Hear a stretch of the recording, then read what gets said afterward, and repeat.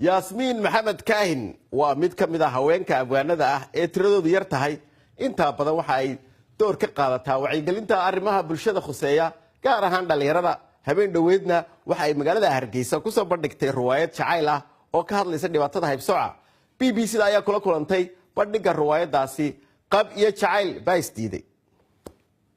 iqurso abid italka adoonso awoodahayga tiyoon alle ku banayn magacaygu waa yaasmiin maxamed kaahin hal abuur ku nool Soomaaliland gaar ahaan Hargeysa riwaayadan caawayn halkan ku soo bandhignay waxa ay qab iyo calaf baa isdiiday ba magaceeda la yiraahdo waxay hayeen laba qoys oo qoysna yahay aji qoysna yahay gabooye beelahan la haybsooco maxaa heeday inaan yeelan ba markaa iska caasho mawduuc aniga aad igu baybo ah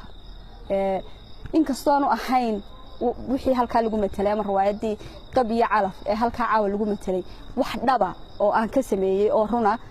oo ahayd mala awaal aan anigu mala awaale hal abuur ahaan haddana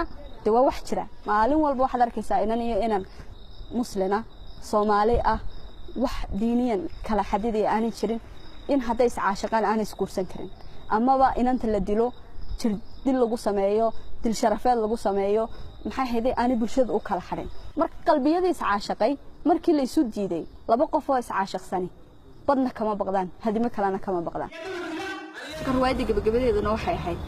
laba qof oo iscaashaqay qalbiye kala maarmi waayay intay u bareeraan halisaha iyo dhibaatada ay leedahay taariikhdu intay halka maraan dadna inay u dhintaan mabdii kalgacalkooda ahaa inay isku fursadaan iyagoon hayb iyo isirtoona isu takoorayeen